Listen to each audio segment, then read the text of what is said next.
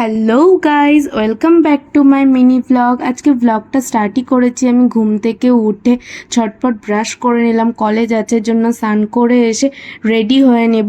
আমিও trend follow করে সবার মতো ট্রানজিশন ভিডিও বানিয়েছি, তোমাদের কেমন লাগলো কমেন্টে জানিও। এরপর বাইরে বেরিয়ে দেখছি শরতের আকাশ, বেশ ভালোই লাগছে।